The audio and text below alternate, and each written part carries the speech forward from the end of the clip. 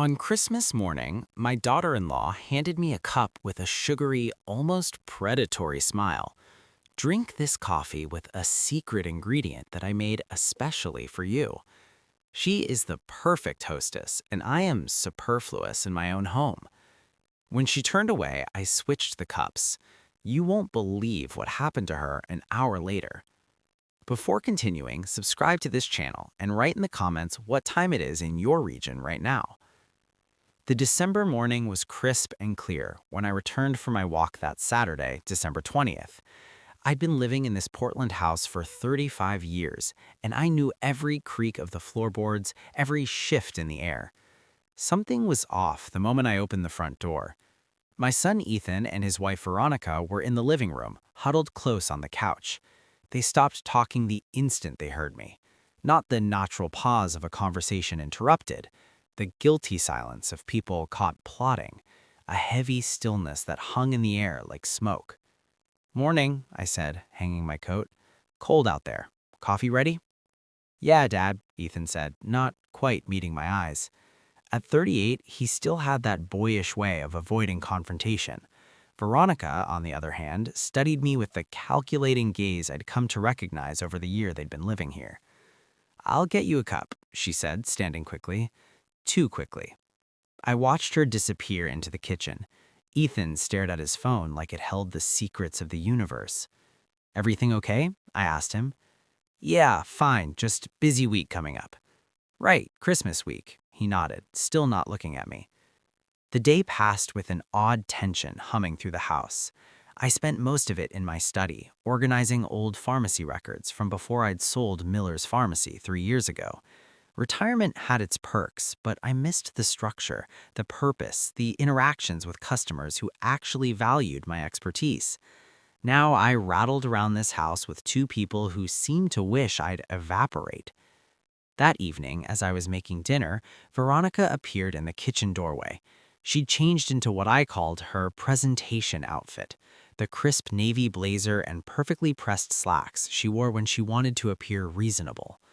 "Arthur, we need to talk about Christmas." Her tone was bright, almost cheerful. Too cheerful. I continued stirring the pasta sauce. "What about it?" "Well, my parents are coming. Margaret and Robert. They're driving up from Eugene on Christmas Day. We'll have dinner around 2. "Sounds nice. I'll make sure to pick up some wine. Does your father still prefer red?" "Actually," she cut me off, "Ethan and I were thinking it might be better if you weren't here, just for a few days. Give us some space to be a family. You could visit friends or maybe get a hotel room downtown. There's that nice Marriott, my treat. Consider it a Christmas gift." The wooden spoon stopped mid-stir. I turned to face her slowly. "I'm sorry, what?" Veronica's smile stayed fixed, but her eyes hardened. "It's just that my parents are very particular people, Arthur. They appreciate a certain atmosphere. And with 3 of us here already, it might feel cramped. You understand? Ethan agrees, don't you, honey?" Ethan had materialized behind her, looking like he wished the floor would swallow him whole. "Dad, maybe it would just be easier if Veronica—" I set the spoon down with deliberate care. "This is my house. I've lived here for 35 years. I raised Ethan in this house. His mother and I built a life here." I kept my voice level, but I felt something cold settling in my chest. "Your parents are welcome guests in my home, but I'm not leaving for Christmas or any other day." The transformation was instantaneous. Veronica's face went pale, then flushed red from collar to hairline. Her jaw tightened, muscles working beneath the skin, and for just a second, I saw pure fury flash across her features before she caught herself. "Fine," she said, the word clipped and sharp as a blade. "Fine, I'll let my parents know you'll be joining us. I'm sure they'll understand." The way she said understand made it clear she thought they wouldn't. She turned and walked away, her heels clicking hard against the hardwood. Ethan lingered, opening his mouth as if to say something, then just shook his head and followed her. I stood alone in the kitchen, listening to their muffled voices upstairs. The pasta sauce began to bubble, and I turned down the heat. 37 years as a pharmacist had taught me to read people, to notice the small signs, the darting eyes of someone trying to pass a fake prescription, the false smiles of drug seekers, the tells that separated the honest from the manipulative. I'd been seeing those signs in Veronica for months now. I just hadn't wanted to admit what they meant. That night, lying in bed, I replayed the conversation. Not just the words, but the way Veronica had said them, the presumption that I would simply leave my own home, the casualness with which she had suggested I get a hotel room, as if this weren't my house, my life, my right.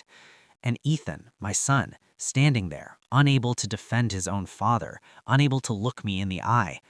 When had that happened? When had he become so weak? The house was silent except for the old furnace kicking on with its familiar rattle, but I couldn't sleep. Something had shifted tonight. A line had been drawn in the sand, and I hadn't even realized we'd been approaching it. Through the wall, I could hear Veronica's voice, low and intense. I couldn't make out the words, but the tone was unmistakable. She was angry, very angry. Ethan's responses were softer, placating. I turned over, pulling the comforter up to my chin, the same one Mary had picked out years ago, soft blue with white stitching. Sleep was a long time coming.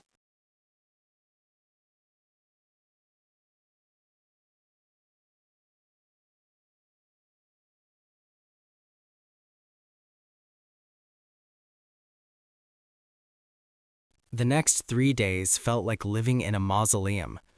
Veronica and Ethan barely spoke to me, their silence deliberate and pointed. When I entered a room, they'd stop talking or find an excuse to leave. Meals were wordless affairs where I might as well have been invisible. I tried to maintain normalcy. On December 21st, I made breakfast as usual, scrambled eggs, toast, coffee, and set out 3 plates. Veronica walked past the kitchen, saw the food, and pointedly made herself a protein shake instead. Ethan grabbed a granola bar and mumbled something about not being hungry. Fine. I ate alone, reading the newspaper, refusing to give them the satisfaction of seeing me affected. But I was affected. I'd be lying if I said otherwise. On the 22nd, I decided to do some Christmas shopping. As I was putting on my coat, Veronica emerged from the spare bedroom they'd converted into her home office. Going somewhere? Her tone made it sound like an accusation. Shopping, last-minute gifts. How nice, she said with a smile that didn't reach her eyes. Some of us have been preparing for weeks. I left without responding. In the car, I gripped the steering wheel and took a deep breath. When had this house stopped feeling like mine? When had I started feeling like a guest? No, worse, like an unwanted tenant in a property I owned. That evening, I found myself thinking about other incidents. Small things I'd dismissed at the time, but now seemed to form a pattern. 2 months ago, Veronica had offered to pick up my blood pressure medication from the pharmacy. I'm going right past there anyway, she'd said. But she'd forgotten. I'd had to go myself the next day, running low enough that I'd skipped a dose. An accident, I'd told myself. People forget things. Then there was that dinner party they'd hosted 3 weeks back. Some of Veronica's friends from her marketing job. She'd introduced me as, Ethan's father who lives with us. Lives with us, as if this were their house and I was the dependent. One of her friends had actually patted my arm sympathetically and said, "It's so generous of them to take you in." I'd corrected her politely, but Veronica had just laughed it off and changed the subject. And last week was when she'd made that comment about modern families. We'd been watching the news, a story about rising housing costs. Veronica had sighed dramatically and said, honestly, elderly people holding on to these big houses, they don't need such a burden on everyone. Modern families need space, and old folks could easily move into senior communities. Ethan had shifted uncomfortable, but said nothing. I'd changed the channel. Now, on December 23rd, I sat in my study and pulled out the file folder where I kept important documents. My will, the house deed, insurance papers. Something was off. The papers weren't in the order I'd left them. I was meticulous about these things. Had to be, as a pharmacist. Everything had its place. Someone had been looking through my documents. I checked the house deed carefully, still in my name as it should be. The will was unchanged, but the fact that someone had been rifling through these papers. I put everything back and locked the drawer this time, pocketing the key. That night, Christmas Eve, I went to bed early, or tried to. Around 10 p.m., I heard voices from the kitchen. Veronica and Ethan talking in those urgent whispers people use when they think they're being quiet, but really aren't. I eased out of bed and moved to my door, opening it just a crack. "Tomorrow morning," Veronica was saying. "Just trust me, Ethan, everything will work out." "I don't know, V. He's my dad. This feels wrong." "Wrong? What's wrong is us tiptoeing around him in his house, our house. We've been patient long enough. Tomorrow everything will be different, I promise." "But what if—" "Shh, go to bed. Tomorrow. Just trust me." I heard footsteps on the stairs and quickly closed my door, standing in the darkness of my room. Tomorrow everything will be different. What did that mean? My pharmacist's mind started running through possibilities. Veronica was planning something for Christmas Day, something she thought would solve the problem of me being in the way. I thought about her offer to pick up my medication and conveniently forgetting, her questions about my health, my daily routine, my habits, the way she'd been so insistent I leave for Christmas. What was she planning? I lay awake most of the night, my mind turning over possibilities. By the time dawn broke on Christmas morning, I still didn't have answers, but I had something else, a decision to stay alert. Whatever Veronica had planned for today, I'd be ready. The scent of fresh coffee woke me around 7 a.m. Odd. Neither Ethan nor Veronica were typically early risers, especially not on holidays. I got dressed and headed downstairs. Veronica was in the kitchen, humming as she worked at the counter. She turned when she heard me, and her face broke into a brilliant smile. "Merry Christmas, Arthur. I made you coffee. Special recipe." That smile, that too bright, too perfect smile. When I came downstairs, Veronica was in the kitchen, humming. Humming. After 4 days of Arctic silence, she was suddenly cheerful as a songbird. My pharmacist's intuition, honed over decades of spotting inconsistencies in patient behavior, went on high alert. "Merry Christmas, Arthur." She turned, holding a steaming mug. Her smile was brilliant, practiced. "I made you coffee, special recipe, my grandmother's secret ingredient, a peace offering." She extended the cup toward me. "Please, let's start the holiday fresh." I took the mug, studying her face. The smile was too bright, the enthusiasm too forced, like someone overcompensating. "That's very thoughtful," I said carefully. "What's this secret ingredient?" "Oh, just a family recipe. Cinnamon, nutmeg, a little vanilla," she laughed. "Just drink it while it's hot before it gets bitter." Before it gets bitter. Interesting choice of words. She turned back to the stove where she was preparing cinnamon rolls. I raised the cup to my lips, slowly, inhaling. And that's when I caught it. Beneath the strong aroma of coffee and spices, there was something else, a faint, slightly bitter undertone that didn't belong. My brain, trained over decades to identify compounds, started cataloging possibilities. Senna, possibly magnesium citrate, maybe bisacadel, a laxative. My daughter-in-law had just handed me a cup of coffee laced with a laxative. The realization hit me like ice water. This was her plan: get me sick, keep me confined to the bathroom during her parents' visit, make me disappear without actually making me leave. Elegant in a twisted way, deniable. "Oh, Arthur's not feeling well." And if I complained afterward without proof, I'd sound paranoid, like an old man losing his grip. Veronica turned back toward me, expectant. "Well, how is it?" In that split second, I made a decision. When she'd turned to the stove, I'd set my cup down. 1920s craftsman, I confirmed. I've maintained it myself over the years. We settled around the dining table. Veronica had outdone herself with the presentation. Fine china, cloth napkins, a centerpiece of winter greenery and candles. The turkey looked perfect, golden and glistening. "This is beautiful, Veronica," Margaret said, beaming. "You've done such a wonderful job." Veronica glowed under the praise, playing her role flawlessly, laughing at her father's jokes, complimenting her mother's new hairstyle, making sure everyone's wine glass stayed full. The perfect daughter, the perfect hostess. But I noticed how she kept glancing at me, quick, furtive looks, checking her watch subtly, waiting. She thought I'd be running to the bathroom by now. A laxative like senna typically works within 30 minutes to an hour on an empty stomach. She was expecting me to excuse myself, mortified, and disappear. 10 minutes passed. I calmly ate my turkey and engaged Robert in conversation about his work in financial consulting. 20 minutes. I asked Margaret about her garden club. She described their annual rose competition with enthusiasm. Veronica shifted in her seat, took a sip of water, shifted again. 30 minutes into the meal, Veronica suddenly went very still. Her face, which had been flushed with warmth and wine, turned pale. She pressed a hand to her stomach so subtly I almost missed it. "Veronica?" Ethan asked. "You okay?" "I'm fine," she said tightly. "Just excuse me for one moment." She stood carefully, but I saw the way her hand gripped the table edge, the way she held herself very, very still.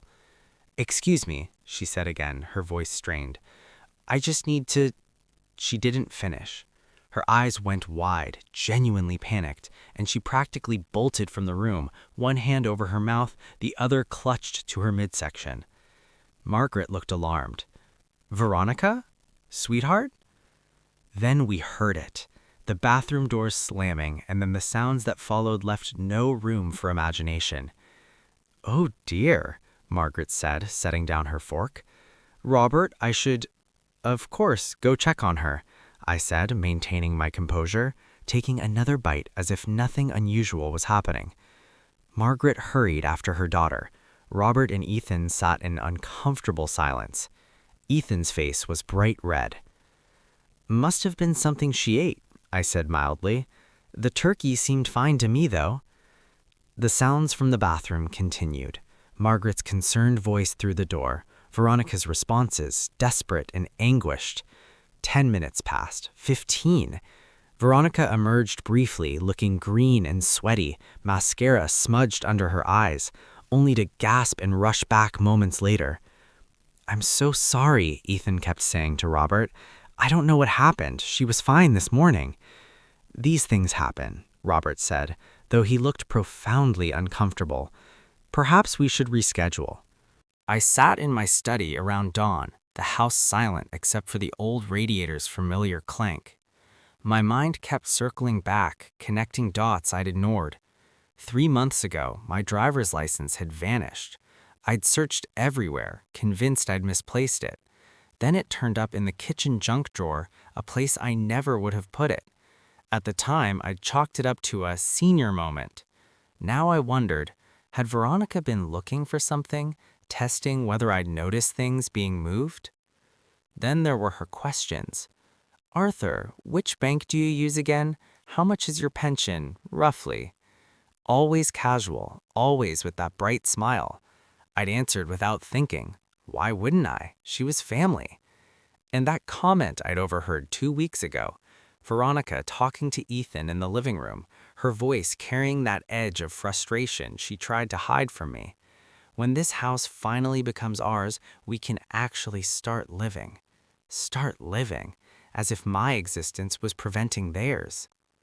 I pulled out my file cabinet, the one with important documents. House deed, will, insurance policies, bank statements. Everything was there, but the order was wrong. I'm meticulous about filing. 37 years of managing pharmacy inventory taught me that. These papers had been rifled through, then put back carelessly. Someone had been searching my documents. The realization settled over me like ice water. This wasn't about disrespect or family tension. This was about my house, my assets, my life insurance. Veronica wasn't just trying to embarrass me at Christmas dinner. She was trying to eliminate me as an obstacle. I needed fresh air. I needed to think. The morning was clear and cold, frost still clinging to the grass. I walked my usual route through the neighborhood, past houses decorated with Christmas lights that looked garish in daylight. I was so lost in thought, I almost didn't hear Oliver calling my name. Arthur, Merry Christmas. My neighbor, Oliver Smith, jogged across the street. He was in his early 40s, a local realtor with that easy friendliness that made him good at his job. Great to see you out. How was your holiday? Eventful, I said, managing a smile. I bet. Family gatherings always are. He fell into step beside me. Hey, speaking of which, I've been meaning to ask, are you guys looking at investment properties? I saw Veronica with Paul Evans last week at that coffee shop on Hawthorne. My stride didn't falter, but every nerve in my body went alert. Paul Evans? Yeah, he's another realtor, handles a lot of residential sales. Oliver grinned, oblivious. You know, I couldn't help overhearing a bit of their conversation, occupational hazard. You know, they were talking about some promising property in a quiet neighborhood and something about quick sale potential. I figured you were diversifying, maybe looking at rental income. Smart move at your age. At my age, everyone kept reminding me. Which coffee shop was this? I asked, keeping my tone casual. Hawthorne Hideaway, last Tuesday, I think, around 2 o'clock. I was meeting a client there. He clapped me on the shoulder. Anyway, if you want a second opinion on any properties, let me know. Always happy to help a neighbor. We parted ways at the corner. I continued my walk, but my mind was racing. Last Tuesday, while I'd been home thinking Veronica was out shopping, she'd been meeting with a realtor named Paul Evans, discussing properties and quick sales. They weren't looking to buy investment property, they were planning to sell my house. The audacity was breathtaking. The house I'd lived in for 35 years, the house I raised Ethan in, the house Mary and I had made our home. Veronica and Ethan were planning to sell it out from under me. How far along were these plans? Had they already contacted buyers? Were they just waiting for me to, what, die? Move to a nursing home? Or had the coffee been meant to be the first step in a longer campaign? Get me sick enough to seem incompetent, unreliable, build a case for why I couldn't live independently anymore.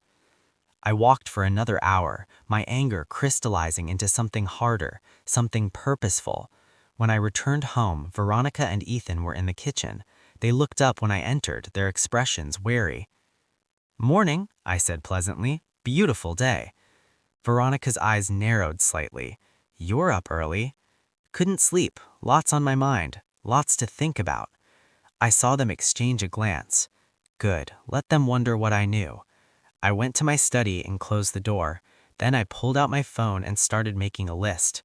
First, I needed documentation, proof of Veronica's meeting with the realtor, proof of what was in that coffee. Second, I needed legal protection. If they were planning to sell my house, I needed to make sure that was legally impossible. Third, I needed to understand exactly what I was dealing with. What other plans did they have? I'd spent my entire career being careful, being thorough, being methodical. Those skills hadn't disappeared with retirement. If Veronica and Ethan wanted to play games with my life, fine, but they'd chosen the wrong opponent. I spent December 27th planning, not just thinking, actually planning, the way I used to plan inventory orders at the pharmacy, step by step, methodical. By December 28th, I was ready to move. My first call was Henry Thompson, an old colleague and toxicology expert. We'd worked together for years. I'd run my pharmacy, he'd owned the medical laboratory next door. Henry, it's Arthur Miller. I wonder if you have time for coffee this week. Arthur, of course. How about tomorrow? That place on Division opens at 8. Perfect. And Henry, I have a hypothetical situation I'd like your professional opinion on. The next morning, December 29th, I arrived first. Henry showed up 10 minutes later looking fit and tan from a recent vacation. Retirement looks good on you, I said as we settled into a corner booth. Can't complain. So what's this hypothetical situation? I stirred my coffee slowly. Let's say someone slipped a laxative into another person's drink without their knowledge. What would that legally constitute? Henry's eyebrows rose. That's not hypothetical, is it? Humor me. He leaned back. Serious now, Arthur. Even if it's just a laxative, administering any substance without consent is assault in Oregon. Depending on intent and effects, It could be charged as poisoning, a felony. If the person suffered harm, that strengthens the case. And if there was a sample, I could run a talk screen in my home lab. If we're talking about a legal case, I'd document everything properly. Chain of custody, official report. I met his eyes. I had coffee on Christmas morning. That tasted off. I saved some. My daughter-in-law made it. 30 minutes later, she was the one who got sick, not me. You switched the cups. I switched the cups. Where's the sample? In my refrigerator, sealed container, untouched since Christmas. Henry pulled out his phone. I'm clearing my schedule today. Let's go get it right now. If there's senna in that coffee, we'll have proof of intent. And Arthur, get a lawyer. We drove back to my house. Veronica and Ethan were out shopping. I retrieved the container from the refrigerator, still sealed with plastic wrap and tape. Henry handled it carefully. I'll run a full talk screen. Give me 48 hours. If I find what I think I'll find, I'll prepare a formal lab report. Bill me for your time. Arthur, you bought me coffee for 20 years. Consider this paid in full. He paused at the door. Be careful. If she tried this once. I know. That's why I need the report. After Henry left, I made my second call. Eleanor Davis had handled my will after Mary died. Sharp, specialized in estate law and elder abuse cases. Arthur Miller, she said warmly, what can I do for you? I need to update my will, and I have concerns about potential financial exploitation. Can you be more specific? My son and daughter-in-law are living with me. I've discovered they may be planning to sell my house without my knowledge. I need legal protection. Come in tomorrow, 10 a.m. Bring all your property documents. And Arthur, don't mention this meeting to anyone. December 30th, I told Veronica and Ethan I was having breakfast with an old friend. Instead, I met Eleanor downtown. She reviewed my documents with focused intensity. The house is solely in your name. That's good. But if they have access to your information, they could potentially forge documents. She looked up. Has anything else unusual happened? I told her everything. The missing documents, Veronica's questions, the coffee incident, the realtor meeting. Eleanor's expression grew grim. Arthur, this is a pattern of predatory behavior. In Oregon, we take elder financial abuse seriously. Here's what we're going to do. She pulled out a legal pad. First, a new will with an undue influence clause. If anything happens to you under suspicious circumstances, everything goes to charity, nothing to Ethan or Veronica. That removes their financial incentive. Second, we file a notice with the county that any transaction involving your property requires your signature, verified by me personally. That prevents forgery. Third, power of attorney, but only to me, no family members. That prevents them claiming you're incompetent. Fourth, we document everything. How long will this take? Essential documents ready by January 3rd. We'll need a notary, witnesses who can testify you're of sound mind. I left Eleanor's office 3 hours later with a real plan, backed by law. On my way home, I stopped at an electronics store. The clerk showed me a camera disguised as a digital alarm clock. Streams to your phone, motion activated, cloud storage. I'll take 2. That evening, I installed one in the living room, positioned to capture the entryway and kitchen. The second went in my study, aimed at my file cabinet. Veronica noticed the new clock on the bookshelf. Redecorating? Just updating some things. New year, new gadgets. She didn't ask more. By January 1st, I had proof of the poisoning from Henry's lab report. I had legal protections being finalized by Eleanor. I had surveillance in place, and I had patience. Veronica and Ethan thought they were waiting me out, waiting for nature to take its course. They had no idea I was waiting too, watching, documenting, building a case that would destroy them. On January 6th, Henry called. Arthur, we need to talk in person. We met at the same coffee shop where this had all started. He slid a folder across the table, his expression serious. The results are conclusive. Significant concentration of senna in the coffee sample. enough to cause severe gastrointestinal distress for several hours. He topped the folder. I've prepared a formal lab report with full documentation, chain of custody, methodology, findings. This would hold up in court. I opened the folder. The technical language was there, but the conclusion was clear: deliberate poisoning. Thank you, Henry. Arthur, be careful with this. What you're holding is evidence of a crime. If you're going to use it, do it right. Get legal counsel involved. Already have. He nodded approvingly. Good. And Arthur, watch your back. If she tried this once, I know. That's why I'm taking precautions. That afternoon, I stopped at an electronics store downtown. The young clerk seemed surprised when I asked about home security devices, but he was helpful. This one looks like a regular alarm clock, he explained, showing me a device on the counter. But it's actually a camera, streams directly to your phone, motion activated, stores everything in the cloud. You can monitor it from anywhere. I'll take two. Setting up a whole security system? Something like that. Back home, I installed the first camera in the living room, positioned on the bookshelf where it had a clear view of the entryway and part of the kitchen. The second went in my study, aimed directly at my file cabinet. Both looked innocuous, just modern gadgets an old man might buy to feel more connected. Veronica noticed the new clock that evening. Redecorating? Thought it was time to update things. New year, new technology. My grandson showed me these at Christmas. I didn't have a grandson, but she didn't know that. The lie rolled off my tongue easily. She didn't ask more questions. Good. January 8th, I met with Eleanor again. This time, she'd brought a notary and two witnesses, her paralegal and another attorney from her firm. We're doing this properly, Eleanor explained. Every document witnessed, notarized, impossible to challenge. She walked me through the papers. The new will was ironclad. If I died under any suspicious circumstances, sudden illness, accident, anything questionable, everything would go to specified charities, nothing to Ethan or Veronica.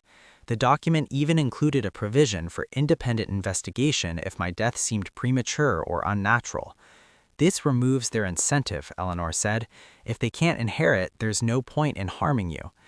Next came the property protection documents, a formal notice filed with the county recorder that any transaction involving my house required my signature, verified in person by Eleanor with a mandatory 48-hour waiting period. Any attempt to forge documents would trigger automatic legal action. Finally, the power of attorney, but only to Eleanor. Not family, not friends. Only my attorney could make decisions if I became incapacitated, and even then with strict oversight. Sign here, here, and here. I signed. The witnesses signed. The notary stamped everything with her official seal. As of this moment, Eleanor said, gathering the documents, your assets are protected. I'll file these tomorrow morning. By January 10th, they'll be in the system. Any attempt to manipulate your property will be flagged immediately. What about the coffee incident, the lab report? We hold that. It's leverage. If they push too hard, we show them we have proof of attempted poisoning. That's a felony in Oregon. They won't risk it. I left her office feeling something I hadn't felt in months: control. Over the next week, I maintained my routine. Morning walks, reading in my study, polite but distant interaction with Veronica and Ethan. They noticed I was going out more, appointments, errands, meeting old friends. Veronica's curiosity was evident. You're certainly busy these days. Retirement doesn't mean sitting still. Life goes on. What I didn't tell her, I was documenting everything. The hidden cameras captured their conversations when they thought I couldn't hear, their casual dismissal of me, Veronica's eye rolls when I spoke, Ethan's weak agreement with her complaints. But I needed more. I needed them to reveal their true intentions in their own words. On January 19th, I set the trap. That evening, I made sure to be visibly tired at dinner. Long day, I said, rubbing my eyes. Think I'll turn in early. Are you feeling all right? Ethan asked. Was that concern in his voice or hope? Just tired. These winter days wear me out. I stood slowly, deliberately. Good night. I went to my room but left my phone in the kitchen, deliberately, carefully placed on the counter near where they usually sat after dinner. The voice recorder app was running, hidden in a folder of weather apps they'd never think to check. Then I waited in my room, door cracked open just enough to hear. For 20 minutes, nothing. Then I heard them settle at the kitchen table. Veronica's voice, frustrated. He's always here, always watching, always controlling everything. V, it's his house. Ethan's voice was weak. It should be our house. We've been living here a year of tiptoeing around, asking permission, living like guests. We're 40 years old, living with your father like teenagers. What do you want me to do? We've talked about this. The realtor said we could get $700,000 for this place, maybe more. That's our future, our freedom. We could buy something smaller, invest the rest, actually live. But Dad, your father is 70. He could have another 10, 15 years. Are we supposed to wait that long, put our lives on hold while he just exists here? A pause. Then Ethan, quieter. What are you suggesting? I'm suggesting we accelerate things. Nursing homes, assisted living. We could say he's showing signs of dementia. He's not. Who would know? We're family. We have his best interests at heart. A doctor's evaluation, some carefully worded concerns, and suddenly he needs full-time care. He can't get it at home. My hands clenched. So this was the plan. Not just stealing my house, stealing my competence, my autonomy, my identity to get what they wanted. The next morning, January 20th, I called Eleanor. It's time. I'm ready to move forward. You have something? Everything. We scheduled the meeting for January 21st, 2 p.m., at my house. I told Veronica and Ethan we needed a family discussion about the future. Veronica's eyes lit up. She thought I was surrendering. Eleanor arrived precisely at 2, professional in a dark suit, carrying a briefcase. Veronica and Ethan were at the dining table. I'd made tea, and cups I'd prepared myself. Thank you for coming, Eleanor, I said, sitting at the head of my table. Time we got clear about expectations. Veronica smiled. False warmth. I'm so glad you're being reasonable, Arthur. I prepared new estate documents, I said, interrupting. I wanted you both to understand the changes. I slid papers across the table. Eleanor remained standing, silent. Veronica's smile faltered. This says everything goes to charity. If I die under suspicious circumstances, yes. Heart attack, fall, sudden illness, anything questionable triggers investigation and disinheritance. That's absurd. There's more. I nodded to Eleanor. She placed another document down. Notice of property protection filed with Multnomah County. Any attempt to sell or transfer Mr. Miller's property requires his personal verification in my presence. Attempts to circumvent this will result in criminal charges. Veronica went white. You can't. I can. I did. I leaned forward. I also know about your meeting with Paul Evans, the realtor, discussing the quick sale of my house. Ethan looked sick. Veronica's mouth opened, closed. And I have this. I placed my phone on the table, pressed play. Their voices filled the room. Veronica's calculation, the nursing home scheme, plans to declare me incompetent. Every word. The silence after was absolute. That's a legal recording, Veronica started. Oregon is a one-party consent state, Eleanor said calmly, perfectly legal and quite damning. Veronica stood up abruptly. This is insane. We're trying to help you. You tried to poison me, I said quietly, on Christmas.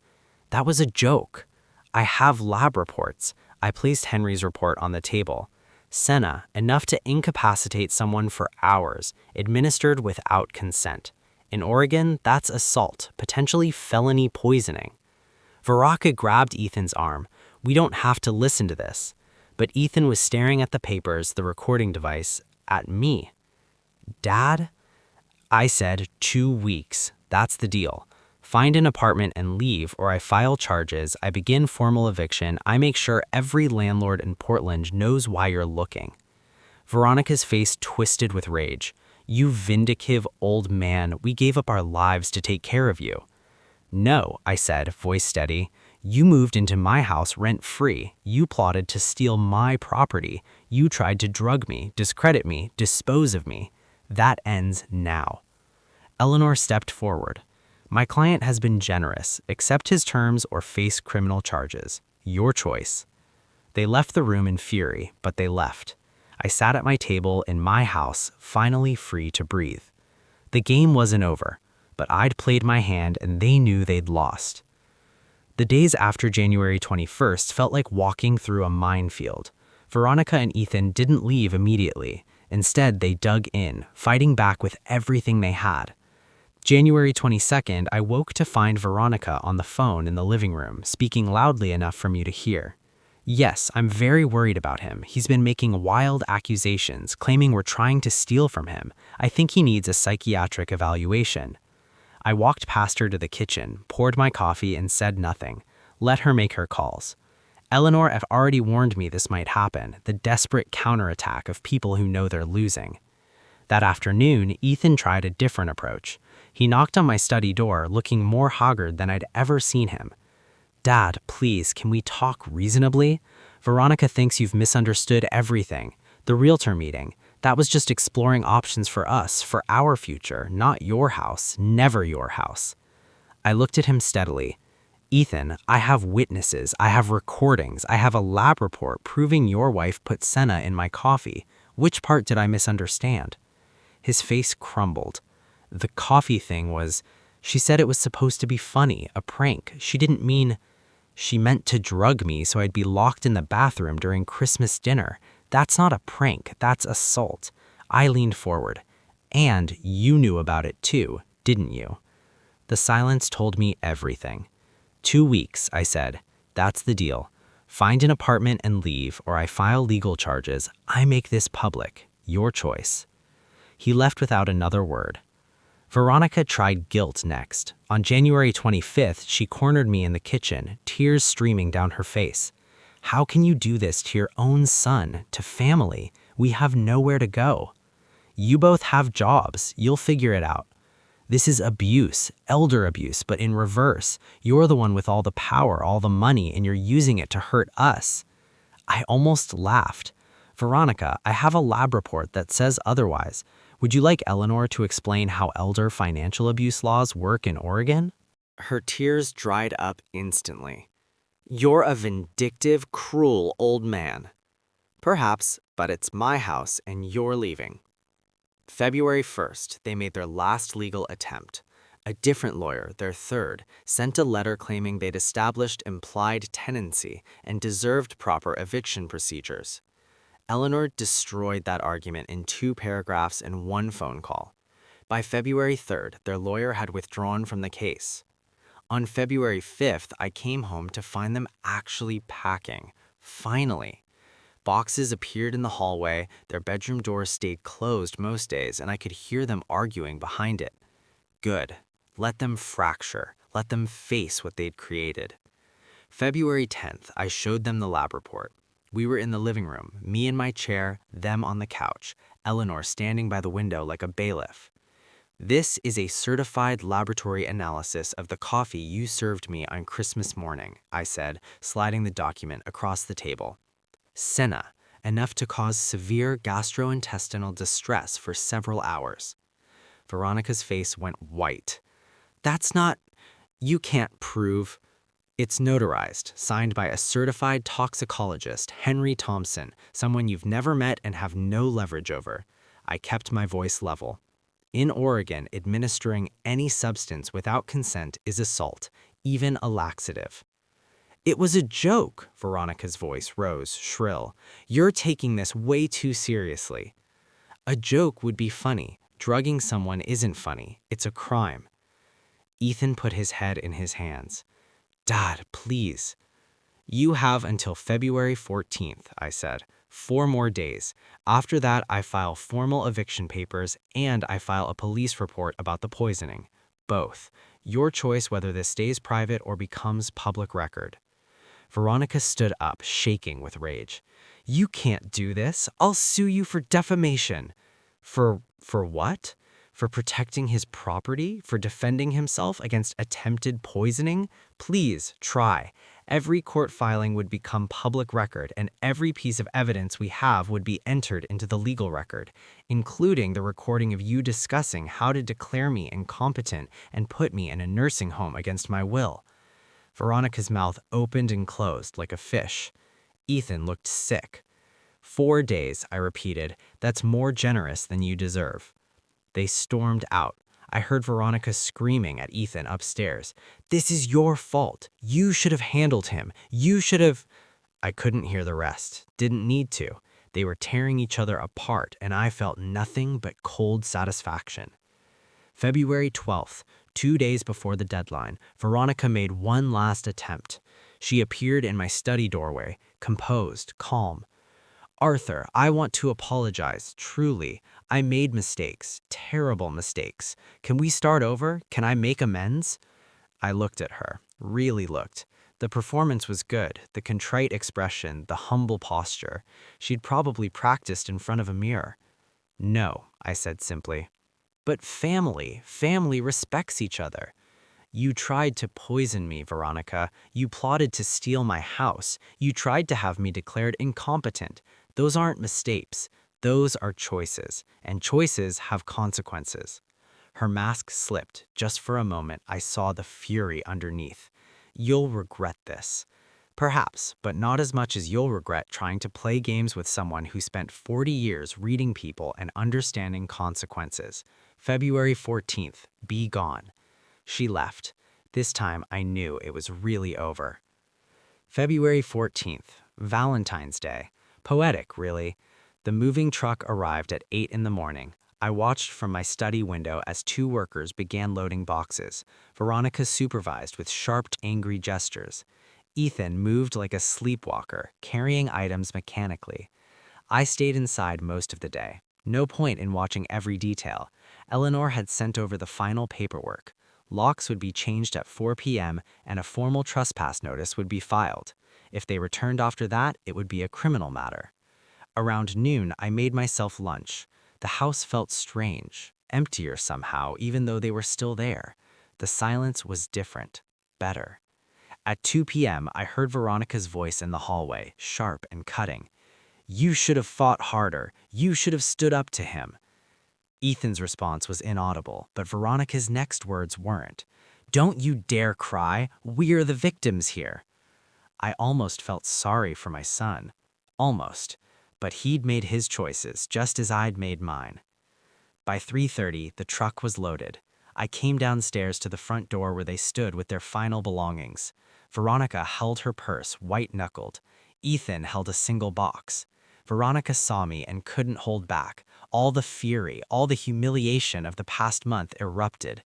You're a bitter, vindictive old man. You threw away your own family because your pride couldn't handle a simple mistake. You'll die alone in this house, and nobody will care. Nobody will even know for weeks. Ethan touched her arm. V, let's just go. She shook him off.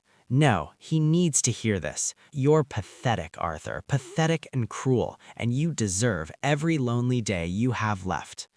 I looked at her, really looked. Not with anger, with something colder, clarity. Respect isn't inherited, Veronica, it's earned. 6 words, that's all it took. Her face went through shock, rage, comprehension, and finally defeat. Because she knew, deep down she knew, I was right. Ethan looked at me one last time. Dad, I'm sorry for all of it. Goodbye, Ethan, I said. Not unkindly, not warmly either, just final. They left. The truck pulled away. Veronica's car followed, taking the corner too fast, tires squealing. I closed the door, locked it. The deadbolt sliding home was the most satisfying sound I had heard in months. The house was quiet, completely quiet. No footsteps overhead, no arguing voices, no tension crackling through the air like electricity. Just peace.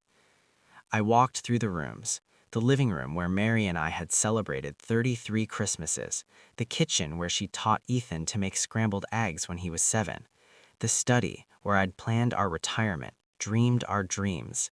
My home, mine again. At 4 p.m., the locksmith arrived as scheduled. I watched him install new deadbolts on every door. Fresh keys, fresh start. Eleanor called at 4:15.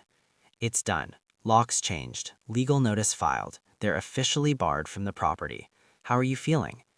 Tired, I admitted, but good, clear.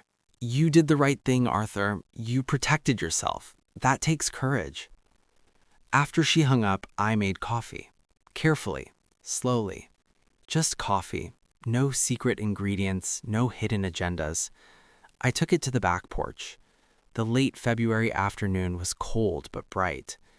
In the garden, the first crocuses had pushed through, purple and white, defiant against winter. Mary had planted those bulbs 15 years ago. They always come back, she'd said. That's what I love about them. I sat on the porch steps, coffee warming my hands, and looked at those brave little flowers. I took a deep breath of the crisp air, tasting freedom mixed with a hint of sorrow, but mostly freedom. Well, Mary, I said to the garden, to the sky, to wherever she was, I did what you would have told me to do. I stood up for myself. I protected what we built together. The crocuses nodded in the breeze. I know I lost Ethan, maybe forever. That hurts more than I can say. But I couldn't let them take this from us. I couldn't let them win. A robin landed on the fence, the first I'd seen this year. Spring was coming, life continuing its eternal cycle. I think you'd understand. I hope you would. The robin sang once, clear and bright, then flew away. I finished my coffee and went inside. The house was quiet, but it wasn't empty. It was full of memories, full of love, full of a life well lived, full of dignity preserved. That evening, I made dinner for one. I ate at the table, reading the newspaper, comfortable in my own space. Before bed, I checked the new locks one more time.